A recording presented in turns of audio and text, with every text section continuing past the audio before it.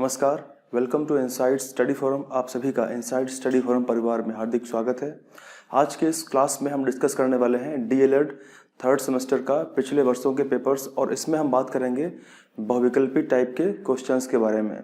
और इसमें खासकर आज हम डिस्कस करेंगे 2017 और 2020 का जो पेपर हुआ था मैथ्स का, उसमें जितने भी बहुविकल्पी क्वेश्चंस आए थे तो उनकी हम पूरी विस्तार से और अच्छे तरीके से उसको समझेंगे और उसके प्रत्येक बिंदु पर हम प्रकाश डालेंगे कि किस तरीके से यहाँ से हम क्वेश्चन सॉल्व कर सकते थे। और आप देखेंगे कि क्वेश्चंस का लेवल जो होता है वो ज़्यादा कठिन नहीं होता है, बस आपको केवल कुछ कॉन्सेप्ट्स पता होने चाहिए, ठीक है। इसके बाद फिर हम बात करेंगे लघुत्तरी और अतिलघुत्तरी प्रश्नों की भी, परंतु इस आज के वीडियो में हम बात करेंगे केवल वस्तुनिष्ठ प्रकार के प्रश्नों के बारे में। तो आज के वीडियो में सबसे पहले हम बात करेंगे 2017 से जो क्वेश्चंस पूछे गए थे वस्तुनिष्ठ प्रकार के उनकी, और उसके बाद फिर बात करेंगे 2020 में। तो सबसे पहले बात करते हैं क्वेश्चन नंबर 1। क्वेश्चन में लिखा हुआ है यदि 16, ये जो चिन्ह आप देख रहे हैं ये चिन्ह होता है अनुपात का, ठीक है। इसे मान लेते हैं जो ये चिन्ह होता है ये अनुपात का चिन्ह होता है, ठीक है। और उसके बाद में बिल्कुल ऐसा ही जो डबल साइन आपको दिख रहे हैं पॉइंट, ये होते हैं समानुपात, ठीक है। तो अनुपात समानुपात जो है इस तरीके से इसको हम व्यक्त करते हैं, डिफाइन करते हैं। तो क्वेश्चन क्या लिया गया है, क्वेश्चन में बोला गया है कि 16 अनुपात 8 और फिर समानुपात 8 फिर अनुपात x अगर है तो आपको x का मान पूछा गया है। और आप लोग इस क्वेश्चन को बहुत ही आसानी से सॉल्व कर सकते हैं। तो इसको स्टार्ट करते हैं। देखिए, जब भी आपके क्वेश्चन में अगर अनुपात दिया गया हो तो अनुपात का मतलब क्या होता है, इसको हम बटे में लिख सकते हैं, इस तरीके से इसको हम डिवाइड करेंगे। और अगर समानुपात दिया गया है तो इसको हम क्या करेंगे, इक्वल करेंगे, ठीक है। इसका मतलब होता है कि हम इक्वल की बात कर रहे हैं, इसको बराबर करने की बात कर रहे हैं। तो बस इसको हम सॉल्व करते हैं। तो 16 को हम लिख सकते हैं 16/8, ठीक है, क्योंकि अनुपात है तो इसको हम बटे में लिखेंगे। तो 16 ये ऊपर रहेगा और 8 जो है वो इसके नीचे आ जाएगा, तो 16/8 इसको लिख सकते हैं। फिर यहाँ पे जो सिंबल दिया गया है यहाँ पे क्या यूज करेंगे हम, बराबर। तो इक्वल यानी बराबर, फिर 8 है, ठीक है, 8 बटे नीचे x आ जाएगा।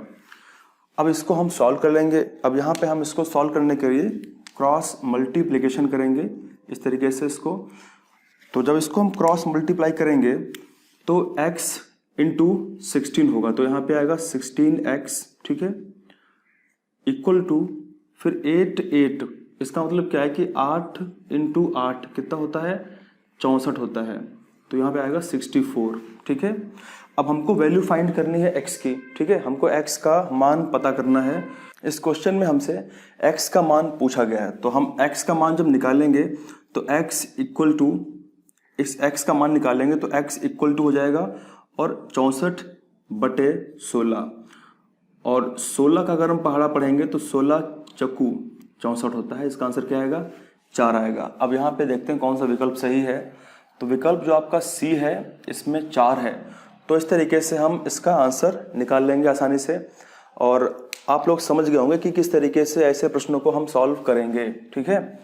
अभी थोड़े दिन के बाद में बहुत ही शीघ्र आपको मैथमेटिक्स का जो अनुपात समानुपात का पूरा चैप्टर है, जिसमें कुछ लेटेस्ट क्वेश्चंस और एनसीईआरटी के ऊपर पूरा बेस्ड जो भी उसमें क्वेश्चंस होंगे वो हम सब सॉल्व करेंगे, ठीक है।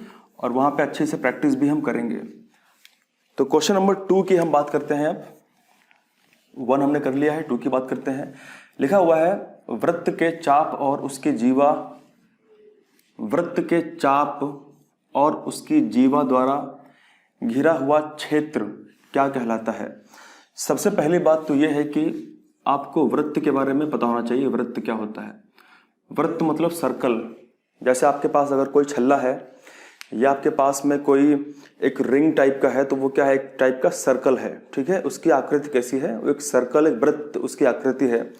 तो अगर आपसे मैं पूछता हूं कि वृत्त की जो परिभाषा है वो हो क्या सकती है, तो इसको हम बिल्कुल सिंपल, सबसे पहले वृत्त जानते हैं क्या होता है। देखिए, किसी समतल पर, किसी समतल में, मान लीजिए कोई समतल कोई स्थान है, प्लेस है, ठीक है, किसी समतल में एक नियत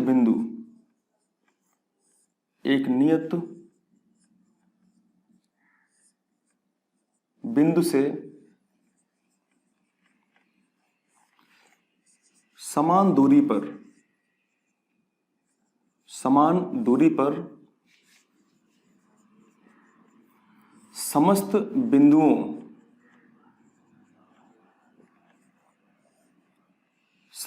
बिंदुओं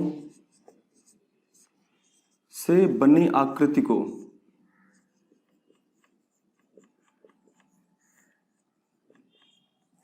वृत्त कहा जाता है।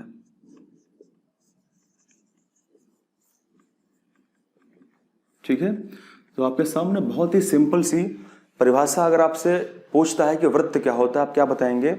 आप बताएंगे कि किसी समतल पर, मान लेते हैं ये समतल है, ठीक है, इस व्हाइट बोर्ड का सरफेस कैसा है? समतल है।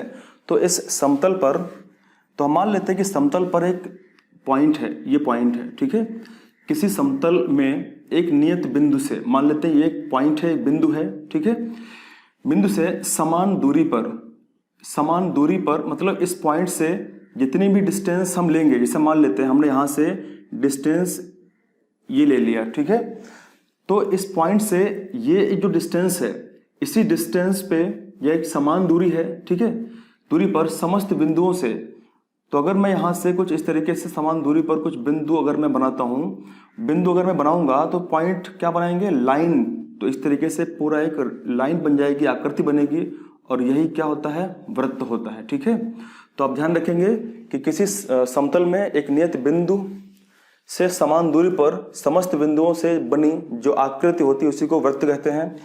ठीक है, तो अब ये पूरा एक सर्कल जो आपके सामने बन चुका है। सर्कल की बहुत सारी प्रॉपर्टी होती है, वृत्त की अपने कई सारी गुणधर्म होते हैं, उनके बारे में हम आज बेसिक सी बात करने वाले हैं। अच्छा, आप ये बताओ, मान लेते हैं जो पॉइंट है, जो बिंदु है, ये बिंदु को हम नाम दे देते हैं ओ। ठीक है, ये ओ बिंदु है।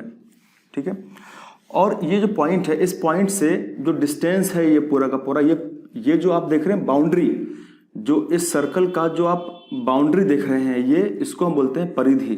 क्या बोलते हैं इसको? इसको हम बोलते हैं परिधि। ठीक है, ये परिधि होता है। और इस केंद्र से जो ये डिस्टेंस है इसको बोलते हैं त्रिज्या।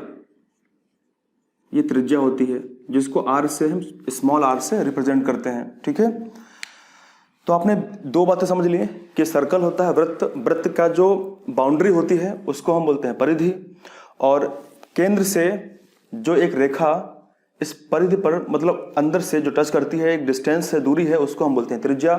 ठीक है, अगर मान लेते हैं इस पूरे के पूरे सर्कल का अगर मैं यहाँ से कुछ भाग कट कर लेता हूँ, ये वाला भाग यहाँ से मैंने कट कर लिया या यहाँ से कट कर लिया, ठीक है, ये वाला भाग, तो मैंने क्या किया, मैंने ये इतना भाग यहाँ से कट कर लिया। ये है क्या? इसको बोलते हैं चाप। ये चाप है। ठीक है, ये चाप है। या फिर मैं यहाँ से मैंने कट कर लिया ये वाला, तो ये क्या है? ये चाप है। क्लियर है? और जो एक रेखा आप देख रहे हैं, जो एक रेखा खंड जो है किसी, अब आप ध्यान रखेंगे, किसी वृत्त में, किसी सर्कल में किन्हीं दो बिंदुओं को मिलाने वाला जो रेखाखंड होता है उसको हम बोलते हैं, उसको जीवा कहा जाता है। तो मान लेते हैं कि एक ए पॉइंट है, ये दूसरा बी पॉइंट है। ठीक है, इस ए पॉइंट को बी पॉइंट से मिलाने वाला जो रेखाखंड है, जो रेखा हमने खींची है, उसको बोलते हैं जीवा।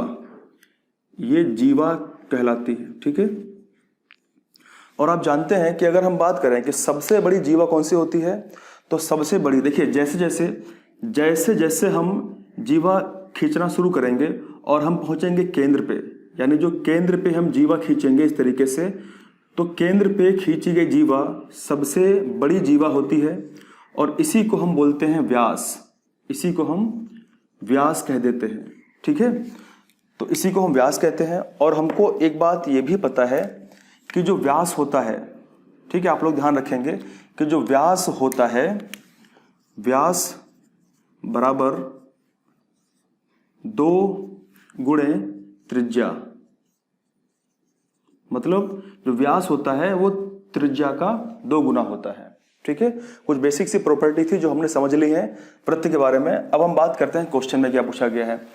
पूछा गया है वृत्त के चाप और उसकी जीवा द्वारा घिरा हुआ क्षेत्र क्या कहलाता है। तो यानी ये जो आप देख रहे हैं यहाँ पे चाप है ये, ठीक है, इतना, ये क्या कहलाता है, तो उसको क्या बोलते हैं हम, क्या इसको हम बोलेंगे त्रिज्यखंड? नहीं बोलेंगे इसको त्रिज्यखंड, क्योंकि मान लो ये एक वृत्त है, ठीक है, ये केंद्र है, केंद्र से ये त्रिज्या यहाँ से ये पूरा का पूरा त्रिज्या है, ठीक है, ये त्रिज्या यहाँ से यहाँ तक ड्रॉ की गई है, और जो ये वाला भाग आपके सामने बना हुआ है ये है त्रिज्यखंड, ठीक है, ये है त्रिज्यखंड। तो इसका आंसर ये नहीं होगा। दूसरा क्या है, वृत्तखंड। वृत्तखंड की अगर हम बात करें तो जाहिर सी बात है, अगर यहाँ से चाप, अगर यहाँ से हम इसको चाप मान लें, कट कर दें इसको, और एक पॉइंट को जो मिलाएगा, ये जो पार्ट बचेगा ये वाला, इसी को हम बोल देते हैं वृत्तखंड। तो इसका आंसर क्या होगा, वृत्त, यानी किसी सर्कल का एक खंड, वृत्त का एक खंड जो होगा तो वो क्या होगा, उसी को बोलते हैं वृत्तखंड। परिधि के बारे में हमने ये समझ लिया, परिधि का मतलब क्या होता है, बाउंड्री होता है, ठीक है। दूसरा व्यास के बारे में समझ लिया, व्यास क्या है, एक सबसे बड़ी जीवा है, और बाकी चीजें हम समझ चुके हैं। तो इसका आंसर क्या होगा, ऑप्शन नंबर बी इसका आंसर होगा, ठीक है। अब बात करते हैं क्वेश्चन नंबर 3 में। क्वेश्चन नंबर 3 में आपको उभयनिष्ठ गुणनखंड जो है वो फाइंड करना है, और आई होप कि आप लोग इसको समझ चुके होंगे। अब हम बात करते हैं क्वेश्चन नंबर 3 की, और इसको हम डिटेल से समझते हैं कि उसका आंसर क्या हो सकता है, और हम कोशिश करेंगे कि एक एग्जाम्पल मैं आपको अपनी तरफ से भी दूं, ताकि जिससे आप लोग समझ पाएँ। अगर और भी कई टाइप्स के क्वेश्चंस एग्जाम में आएंगे तो आप लोग उसको डेफिनेटली करके आएंगे, ठीक है। मैथ में बस प्रैक्टिस बहुत ज़रूरी होती है, आप लोग प्रैक्टिस करते रहें, क्वेश्चन सॉल्व करते रहें। और वैसे भी आपके जो डीएलएड का जो मैथमेटिक्स है ज़्यादा टफ नहीं है, बस आपको मेहनत करना है, उसको समझना है, ठीक है। तो यहाँ पे क्वेश्चन क्या है, 5xy प्लस, तो क्वेश्चन नंबर 3 की हम बात अब शुरू करने वाले हैं। क्या लिखा हुआ है, 5xy plus 4xz plus 5x3, और इसका आपको उभयनिष्ठ गुणनखंड जो है वो फाइंड करना है, बताना है आपको, उभयनिष्ठ गुणनखंड बताना है। देखिए, जब भी हम बात करते हैं उभयनिष्ठ गुणनखंड की, तो हम क्या करते हैं, हम दिए गए जो हमारा दिया गया जो समस्या होगी, हम उसमें ये फाइंड करने का प्रयास करते हैं कि उसमें जो कॉमन चीज़ क्या है, ठीक है, उसमें कॉमन कौन सा टर्म है। तो हम कॉमन टर्म को फाइंड करने का प्रयास करते हैं। तो इसमें कॉमन क्या मिलेगा, अगर मैं इसमें, देखिए कॉमन का मतलब क्या होता है कि जो प्रत्येक जगह होगा। अगर ऐसा यहाँ पे क्या 5, अगर मैं 5 की बात करता हूँ, 5 यहाँ पे है, ठीक है, क्या 5 यहाँ पे है, नहीं है, 5 यहाँ पे है, 5 यहाँ पे है, ठीक है। अब कॉमन का मतलब क्या है कि जो पूरे में, यानी हर टर्म में आपको कॉमन मिले, तो 5 तो कॉमन नहीं है, ठीक है, 5 कॉमन नहीं है। फिर अगर बात करें x की, x यहाँ पे है, ठीक है, x यहाँ पर भी है, x यहाँ पर भी है, तो इसका मतलब क्या है, x कॉमन है, यानी x जो है वो प्रत्येक जगह उपस्थित है, तो x को हम कॉमन ले सकते हैं। फिर देखते हैं y यहाँ पे है, ठीक है, यहाँ पे y नहीं है, यहाँ पे नहीं, तो y भी कॉमन नहीं है। इस प्रकार हम क्या बनाएंगे, x, हमने x कॉमन ले लिया सभी से, बचा क्या 5y प्लस 4z प्लस, अब ये z है 42 नहीं है, ठीक है, ध्यान रखना, it is z plus 5q। तो हमारे पास बचा है ये गुणनखंड, और इसमें से आपको उभयनिष्ठ बताना था, तो बस जो कॉमन है वही उभयनिष्ठ होता है। इसका मतलब आंसर क्या होगा, x इसका उत्तर हो जाएगा, ठीक है। तो इसमें देखते हैं ऑप्शन में कौन कौन से हैं। ऑप्शन में, पहले ऑप्शन में आपको x दिया गया है, 5x है, 4x है, इसका आंसर क्या होगा, ऑप्शन नंबर ए होगा, x होगा, ठीक है। तो इस तरीके से आगे मैं आपको चैप्टर पूरा पढ़ाऊंगा, किस तरीके से हम गुणनखंड सॉल्व करें और उसका आंसर हम फाइंड करें। चलिए, एक मैं क्वेश्चन आपको अपने पास से देता हूं और इसको समझने का प्रयास हम लोग करते हैं, ठीक है। क्वेश्चन में कहा गया है कि 7xy, ठीक है, 7xy, उसके बाद में 35x² और y²। आपको क्वेश्चन दिया गया है 7xy और 35x² y², और इसमें आपको उभयनिष्ठ आपको इसमें गुणनखंड जो है वो बताना है। आपको इसमें उभयनिष्ठ गुणनखंड फाइंड करना है, क्या होगा। तो इसको हम सॉल्व करते हैं इसको। देखिए, सबसे पहले आप इसको ब्रेक कर सकते हैं। अगर हम बात करें इस टर्म की 7xy की, तो इसको हम लिख सकते हैं 7 × x × y, ठीक है। अगर हम बात करें 35 की, तो हम इसको 35 को हमको पता है 35 का मतलब क्या होता है। 35 का मतलब होता है 5 सत्ते 35।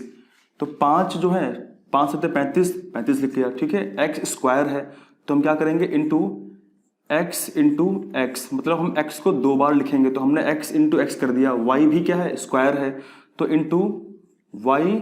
× y।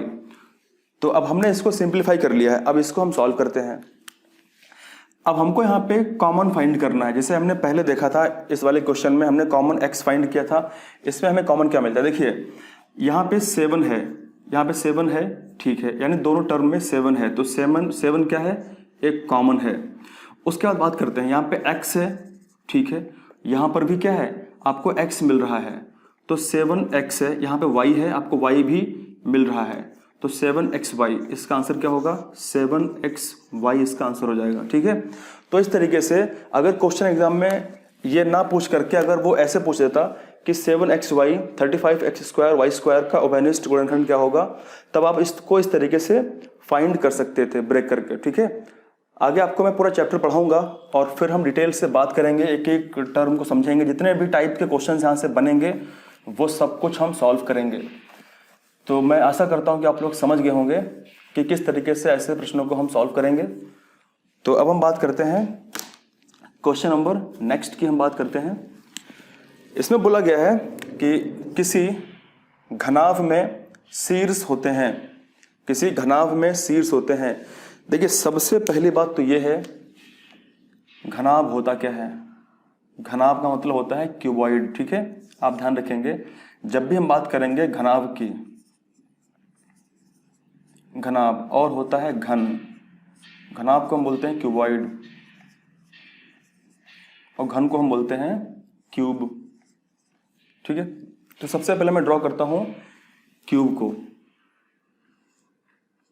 क्यूब को ड्रॉ करने के लिए हम स्क्वायर लेंगे, ठीक है, और इस तरीके से हम क्यूब ड्रॉ करेंगे।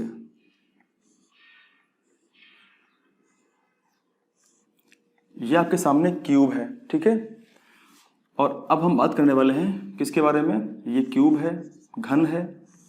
अब यहां पे हम लेंगे रेक्टेंगल और उससे फिर हम ड्रॉ करेंगे घनाभ को।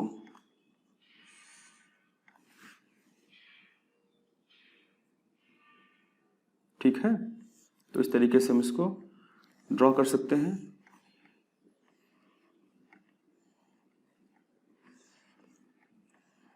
तो आपके सामने घन बन चुका है और घनाभ बन चुका है।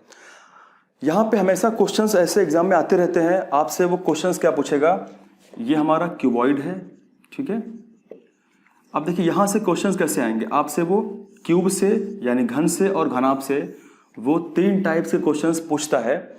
और वो क्या पूछता है जरा बात कर लेते हैं उसकी। सबसे पहले आपसे पूछेगा कि घन और घनाभ, हम यहाँ पे दोनों की बात करेंगे, ठीक है। घन में यानी जो प्रॉपर्टी घन में होगी वही घनाभ की प्रॉपर्टी होगी। तो यहाँ पे 3 तरीके से बात करेंगे। सबसे पहले हम बात करते हैं इनके शीर्ष के बारे में। शीर्ष का मतलब होता है फेस, ठीक है। फिर हम बात करेंगे इनके जो साइड होंगे उनके बारे में बात करेंगे, साइड के बारे में। साइड को हम बोलते हैं एज, ठीक है। इसको हम बोलते हैं कोर, ठीक है। तो हमने शीर्ष के बारे में, हमने शीर्ष का मतलब वर्टेक्स होता है, ठीक है। तो यहाँ पे गलती से लिख गया था फेस। शीर्ष का मतलब होता है वर्टिसेस। फिर हम बात करेंगे साइड की यानी एज की बात करेंगे, कोर की बात करेंगे, और फिर उसके बाद हम बात करेंगे फलक की। फलक का मतलब होता है फेस, ठीक है, आपको ये ध्यान रखना है। और ये क्यूब में, क्यूबॉइड में यानी घन में, घनाभ में ये शीर्ष, कोर और फलक ये दोनों सेम होते हैं, ठीक है, ये दोनों में ही सेम होंगे। आपको अगर आपको क्यूब का याद है तो आपको क्यूबॉइड की याद करने की आवश्यकता नहीं है, लेकिन यहाँ पे हम पूरा समझते हैं। तो सबसे पहले हम बात करते हैं शीर्ष के बारे में कि इसका जो शीर्ष है वो शीर्ष इसके कौन से होंगे। देखिए शीर्ष का मतलब क्या होता है कि आपके सामने ये, सबसे पहले बात करेंगे हम क्यूब के बारे में। ये पॉइंट आपको दिख रहा है, ये क्या है, ये शीर्ष है, ठीक है, ये point and this point and this point और ये वाला पॉइंट, उसके बाद में ये वाला पॉइंट और ये पॉइंट। तो ये क्या है, ये इसके शीर्ष हैं। तो शीर्ष कितने हैं, शीर्ष यानी वर्टिसेस कितनी है, 1 2 3 4, 4 नीचे हैं 4 ऊपर, कितनी हो गई, 8 हो गई, ठीक है। तो आप इसको ध्यान रखेंगे कि किसी भी क्यूब में कितने होंगे, शीर्ष 8 होते हैं, कितने, 8 होते हैं। अगर यहाँ पे मैं बात करूं घनाभ के बारे में, शीर्ष कितने होंगे, तो यहाँ पर भी बिल्कुल सेम होंगे ना, आप खुद बताओ, बिल्कुल सेम होंगे। यानी एक शीर्ष ये होगा, ठीक है, 2 3 एंड देन 4, फिर 5 6 7 और 8। तो दोनों में बात तो वही है ना, क्या है, क्यूब हो या क्यूबॉइड हो, घन हो या घनाभ हो, शीर्ष कितने होंगे, 8 होंगे। अब बात करते हैं हम जरा साइड के बारे में। साइड कौन कौन सी इनमें होंगी, कोर ज्यादा होंगी, ठीक है। जैसे बात करते हैं, सबसे पहले बात करते हैं हम क्यूब में, 1 2 3 4, ठीक है, 5 6 7 और 8 9 10 11 और 12। तो कितने कोर होंगे, 12 कोर होंगे। कोर 12 होते हैं, ठीक है, ध्यान रखेंगे आप। और वही सेम यहां पर भी 12 होंगे, जैसे 1 2 3 और 4, फिर 5 6 7 और 8 9 10 11 और 12। तो 12 हो गए, ठीक है। अब बात करते हैं फेस की। फेस को अच्छे तरीके से डिफाइन करने के लिए जिस रूम में हम बैठे हुए हैं, जिस कमरे में हम बंद बैठे हुए हैं, तो आप लोग देखो कि इस कमरे में ये मेरे पीछे दीवार है, एक सामने दीवार है, तो ये फेस हो गया, फलक एक वो हो गया, ठीक है। उसके बाद में एक इस तरफ मेरे राइट में एक वॉल है, एक मेरे लेफ्ट में है, तो कितना हो गया, 4 हो गए, ठीक है। अभी हमने केवल क्या किया है, अभी हमने केवल 4 करी, कौन कौन सी, एक मेरे पीछे है फलक, 2 3 4, एक जहाँ खड़ा हूँ मैं फर्श पे और एक ऊपर, तो कितने हो गए, 6 होते हैं। आप ध्यान रखेंगे कि जो फेस होते हैं वो 6 होते हैं, ठीक है। तो इस तरीके से इसको हम समझेंगे बहुत ही सिंपल तरीके से, और मुझे उम्मीद है कि आप लोग इसको समझ पा रहे होंगे। मैथमेटिक्स बहुत आसान सब्जेक्ट है, बस आपको केवल कुछ कॉन्सेप्ट समझ में आना चाहिए और आपको मैथ से मोहब्बत हो जाएगी। क्योंकि मैथ जो है ना, मैथ में अगर आपको मोहब्बत हो गई तो आपका टीचिंग का एग्ज़ाम ये चुटकियों में क्रैक होने वाला है, क्योंकि मैथ में ही बहुत लोगों की समस्या होती है और मैथ आपको आसान लगेगी और आप लोग अच्छे से अटेम्प्ट करके आएंगे। तो अभी हम 4 क्वेश्चन सॉल्व कर चुके हैं। तो इसका आंसर क्या हो, किसी घनाभ में शीर्ष कितने होंगे, अब आप लोग इजीली बता देंगे, शीर्ष कितने होंगे, 8 होंगे। अगर पूछता किसी घनाभ में कोर कितने होते, तो आंसर क्या होता, तब आंसर होता 12 होते। अगर पूछता कि किसी घनाभ में फलक कितने होते, तो आंसर क्या होता, 6 होता, ठीक है। तो इस तरीके से हम ऐसे क्वेश्चंस को डील करेंगे। तो आई होप कि आप लोग समझ गए होंगे। अगर किसी पॉइंट में कोई कंफ्यूजन रह जाएगी आपको, तो आप लोग वीडियो को पीछे बैकवर्ड करके आप इसको देख सकते हैं, ठीक है। पीछे उसको रिवाइंड करके आप इसको देखिएगा, समझ जाएंगे।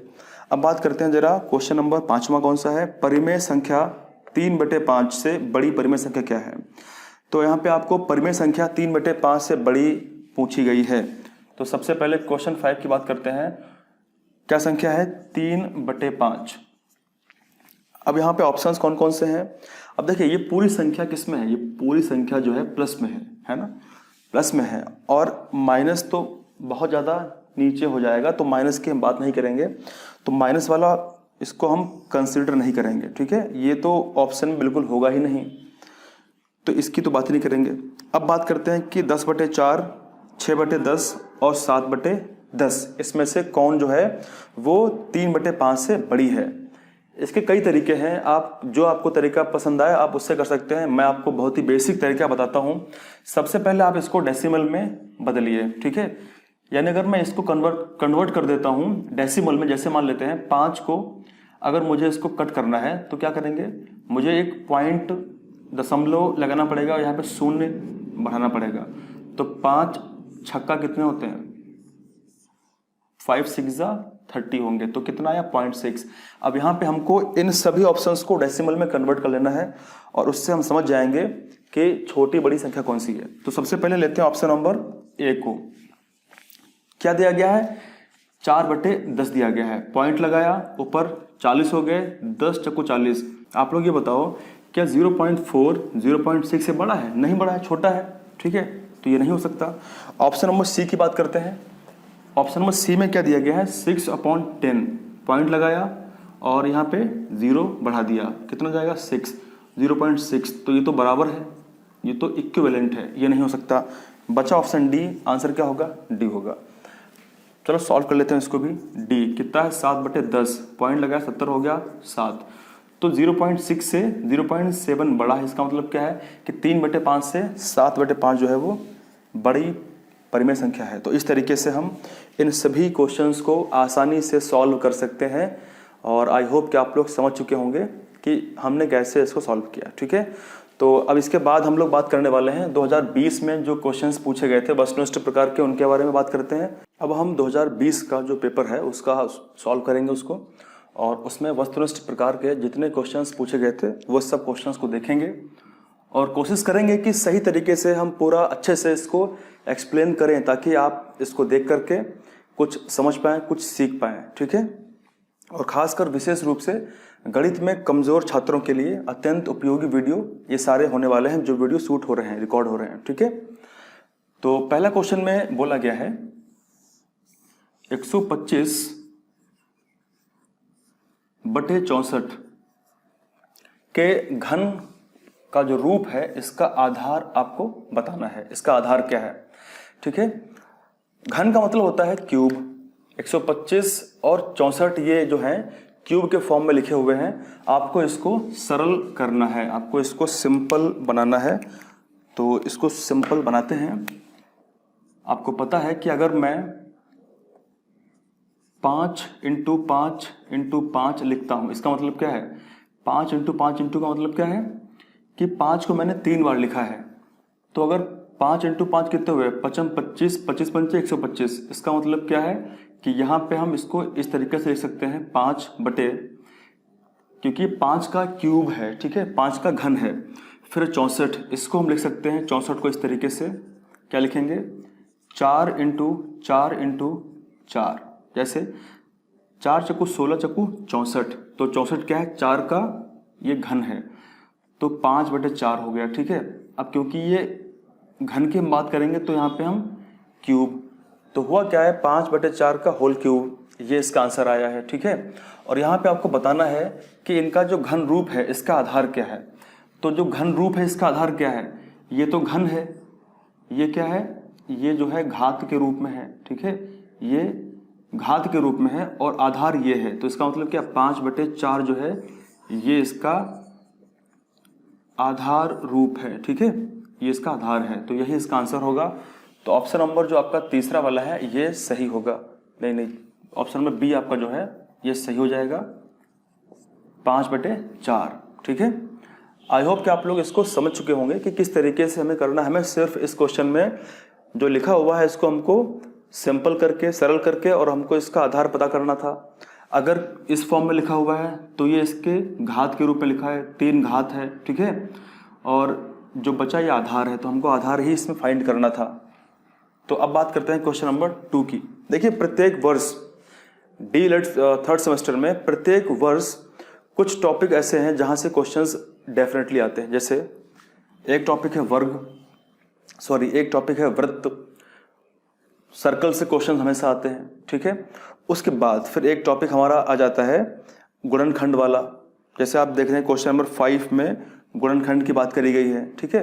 तो गुणनखंड से भी क्वेश्चन हमेशा आते हैं। तो कुछ ऐसे टॉपिक हैं जहां से क्वेश्चंस हमेशा आते हैं और आपको बहुविकल्पी में ही आपको क्वेश्चंस वो देखने को मिल जाएंगे। तो आपके लिए प्लस पॉइंट है कि आप लोग उसको समझें चीज़ों को और अपनी स्ट्रेटजी बना के तैयारी करें, ठीक है। तो क्वेश्चन नंबर 2 को सॉल्व करते हैं। इसमें बोला गया है वृत्त पर स्थित। अभी हमने वृत्त के बारे में कुछ बेसिक सी जानकारी ली थी, वृत्त क्या होता है, ठीक है। तो इसमें बोला गया है कि वृत्त पर स्थित किसी बिंदु से, तो सबसे पहले हम वृत्त को जरा क्वेश्चन नंबर 2 की हम लोग बात करने वाले हैं। मार्कर सही से चल नहीं रहे हैं, कोई बात नहीं। ये आपके सामने वृत्त है, ठीक है, ये सर्कल है। तो क्या बोला गया है, वृत्त पर स्थित किसी बिंदु से, तो मान लेते हैं वृत्त पर ये यहाँ पे एक बिंदु स्थित है, ठीक है, ये पॉइंट स्थित है। किसी बिंदु से खींचे जाने वाली स्पर्श रेखा, तो अगर मैं इसको स्पर्श कराती हुई एक रेखा खींचता हूँ, इस तरीके से स्पर्श कराती हुई एक रेखा को मैं खींचता हूँ, स्पर्श रेखा की संख्या कितनी होगी, तो किसी वृत्त से किसी बिंदु पर स्पर्श करती हुई जो स्पर्श रेखा होगी, जो रेखा होगी जो स्पर्श कर रही होगी, वो कितनी हम खींच सकते हैं, एक खींच सकते हैं, ठीक है। तो इसका आंसर क्या होगा, 1 होगा। तो ये बहुत ही आसान सा क्वेश्चन था। और अब इसके आगे हम बात करते हैं क्वेश्चन नंबर 3 में। ये तो बहुत ही इजी क्वेश्चन है। इसमें बोला गया है एटीएम का पूरा नाम क्या है। आप लोग कमेंट करें, बताएं। और एटीएम का पूरा फुल फॉर्म क्या है, तुरंत कमेंट करके बताएं, क्योंकि ये क्वेश्चन आप लोग टाइप कर सकते हैं। इसका आंसर तुरंत अभी टाइप करिए, बताइए कि एटीएम का फुल फॉर्म क्या है। अगर किसी ने ये क्वेश्चन गलत कर दिया तो अब मैं क्या ही बताऊं, तो मतलब उसके लिए है ना। तो एटीएम का मतलब क्या होता है, अब इसका मतलब ये नहीं होता है ऑटोमेटिक नहीं होता है। पिछले आई थिंक 3-4 यानी आपका जो एग्जाम हुआ था ये वाला 20 वाला, इससे पहले कई वीडियोस मैंने प्रैक्टिस क्वेश्चंस के बनाए थे। उसमें मैंने एटीएम के बारे में और बैंकिंग के बारे में पूरा विस्तार से बताया था। तो उससे कई क्वेश्चंस फंसे थे, ठीक है। बैंकिंग में, बैंक में खाते कितने प्रकार के होते हैं, चेक वगैरह क्या होते हैं, ठीक है, चेक के कितने टाइप्स होते हैं। तो इसमें क्वेश्चन बहुत ही बेसिक से आ जाते हैं और वहीं से एटीएम क्वेश्चन लिया गया है। एटीएम का मतलब क्या होता है, ऑटोमेटेड। क्या होता है, ऑटोमेटेड। ए मतलब ऑटोमेटेड, टी मतलब होता है टेलर, ऑटोमेटेड टेलर। और है क्या, मशीन है ना, मशीन। तो क्या बोलेंगे इसको हम, ऑटोमेटेड टेलर मशीन, ठीक है। इसीलिए मैंने यहां विकल्प नहीं लिखे क्योंकि बहुत ही इजी क्वेश्चन है। फिर हम बात करते हैं क्वेश्चन नंबर 4 की। इसमें बोला गया है एक घनाकार बक्से की एक भुजा, एक घनाकार बक्से की एक मतलब घन के आकार का बक्सा है। घन समझते हैं आप, क्यूब। अभी हमने बात करी थी घन के बारे में, अभी हमने इसको सही से ड्रॉ भी किया था और पूरा उसके शीर्ष, ठीक है, और उसके फलक एक एक चीज समझी थी। तो बोला गया है एक घनाकार बक्से की एक भुजा 1 मीटर 30 सेंटीमीटर है, ठीक है। तो बक्से का संपूर्ण पृष्ठ का क्षेत्रफल क्या होगा। तो एक घनाकार बक्से की जो भुजा है, ठीक है, वो कितनी है, वो भुजा जो है वो दी गई है आपको और वो है 1 मीटर और 30 सेंटीमीटर है। ऑप्शंस जरा चेक कर लेते हैं। ऑप्शंस में सभी में सेंटीमीटर में ही पूछा गया है, तो आपको सेंटीमीटर में ही इसको पहले कन्वर्ट करना पड़ेगा। तो हम जानते हैं कि 1 मीटर का मतलब क्या होता है, 100 सेंटीमीटर होता है। क्या होगा, 100 सेंटीमीटर। और यहाँ पे ये 30 सेंटीमीटर होगा, तो ये प्लस कर देंगे हम, ठीक है, 30 सेंटीमीटर प्लस होगा।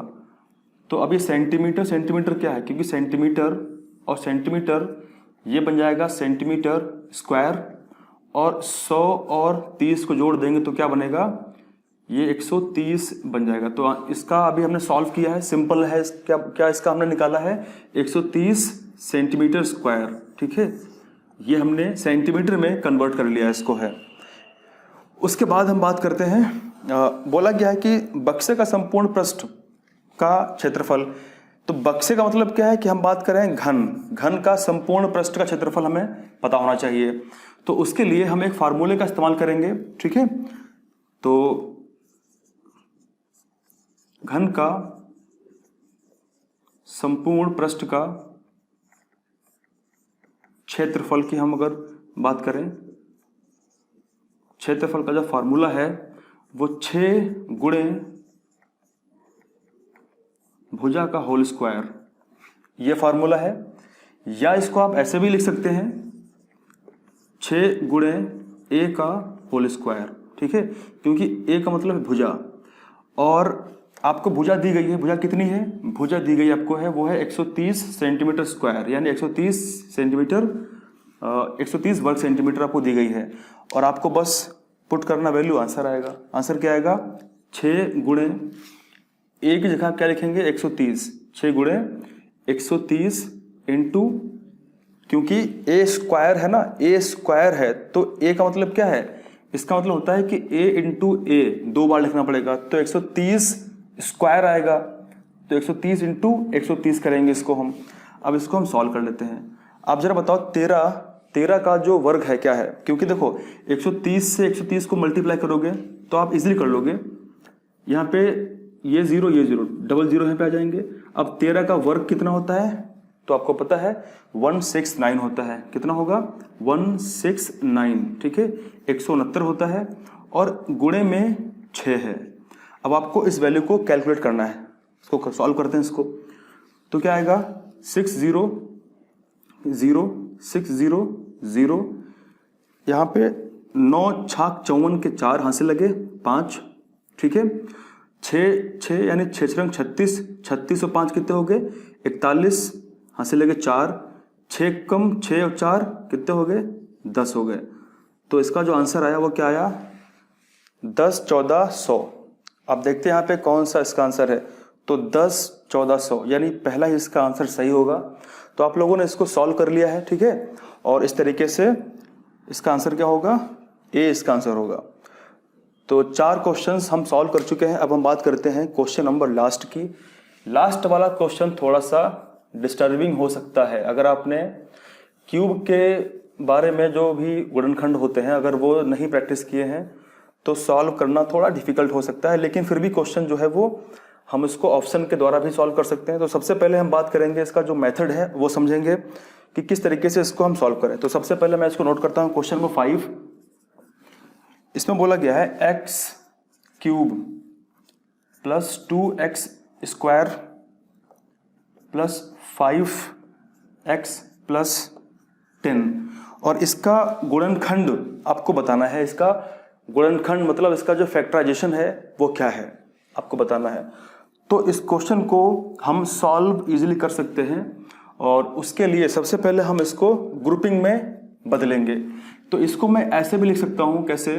x क्यूब प्लस 5x, मतलब 5 को मैं यहां लेके आऊंगा 5x, ठीक है, प्लस 2x स्क्वायर प्लस 10।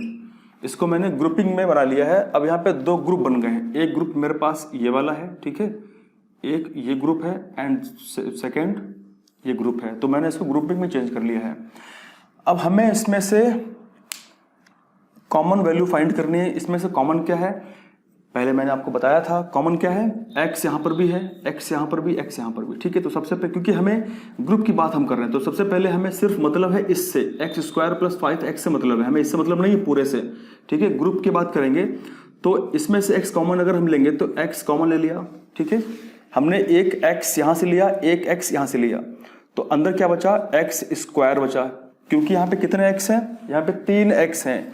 हमने x यहाँ से कॉमन ले लिया तो x यहाँ पे आ गया, तो अंदर क्या बचा? क्यूब था, स्क्वायर, यानी 2x बचे हुए हैं, प्लस 5, क्योंकि x हमने कॉमन ले लिया है, तो x और x स्क्वायर प्लस 5 हमको मिला है। फिर यहाँ पे 2x स्क्वायर प्लस 10। अब देखो 10 को हम ऐसे लिख सकते हैं, क्या? 10 को हम लिख सकते हैं 2 इंटू 5। अगर 10 को हम फैक्टराइज करें, 10 का अगर हम गुणनखंड निकालें तो 2 की टेबल में 2 इंटू 5 क्या होगा? 2 5 या 10 होता है, 2 पंचे 10 होते हैं। तो इसको हमने ले लिया। अब यहाँ पर भी 2 है, यहाँ पे 2 है, तो यहाँ पे कॉमन क्या हमको मिल रहा है? हमको 2 कॉमन मिल रहा है, तो हमने 2 कॉमन ले लिया, ठीक है। 2 हमने कॉमन, 2 हमने यहाँ से लिया, 2 हमने यहाँ से लिया, अंदर क्या बचा? x स्क्वायर है और प्लस क्या बचा? 5 बचा, ठीक है। और अब हमारे पास में 2 ग्रुप्स बन चुके हैं, और देखो ये जो वैल्यू है ना, ये x स्क्वायर प्लस 5 यहाँ भी सेम है, और एक्स स्क्वायर प्लस 5 इधर भी सेम है। तो अब यहाँ पे सॉल्व करेंगे हम। आगे क्या करेंगे, अब x, इस x को और इस x को, इसको ऐसे लिखेंगे x प्लस 2, ठीक है। ये x और ये वाला जो 2 है ये x प्लस 2, इसको ऐसे लिखेंगे। और फिर जो होगा इसमें से हम, क्योंकि ये 2 बार लिखा हुआ है, इसको हम 1 बार लिखेंगे कॉमन लेके, और क्या होगा x स्क्वायर प्लस 5। तो जो आंसर आएगा वो x plus 2 x square plus 5 आएगा। जरा चेक करते हैं कि यही आंसर क्या हमारे ऑप्शंस में है। तो पहला जो ऑप्शन है उसमें लिखा है x plus 5 x square plus 2, x plus 5 ये नहीं हो सकता, ठीक है।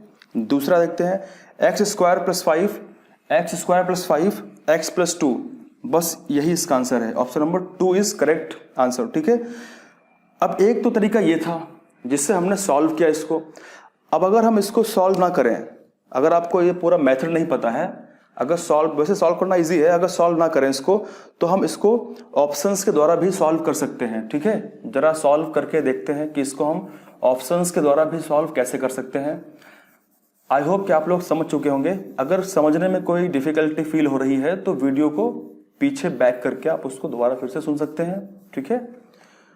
अब इसको ऑप्शंस के द्वारा सॉल्व करते हैं। तो सबसे पहले हम लेते हैं ऑप्शन नंबर 1। इसमें बोला गया है कि x प्लस 5 और x स्क्वायर प्लस 2।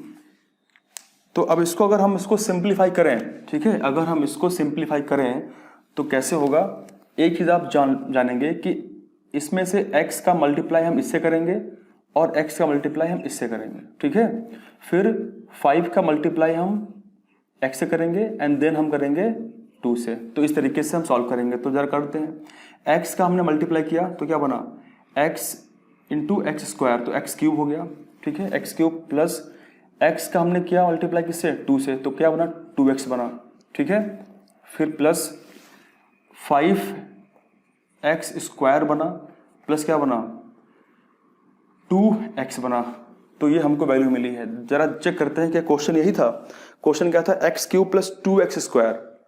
तो x क्यूब था प्लस 2x स्क्वायर था। यहाँ पे क्या है, x क्यूब है, 2x है और फिर 5x स्क्वायर, ये नहीं होगा। इसका मतलब ऑप्शन नंबर 1 जो है वो आपका इनकरेक्ट है, गलत है, नहीं हो सकता।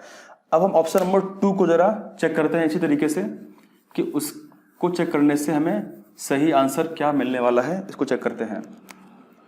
ऑप्शन नंबर 2 में जो बी ऑप्शन उसमें दिया गया है एक्स स्क्वायर प्लस 5 और फिर क्या दिया गया है, एक्स प्लस 2, ये दिया गया है। अब आपको इसमें फाइंड करना है, सॉल्व करते हैं। सेम आप तरीका अपनाएंगे अभी जो मैंने बताया था आप लोगों को।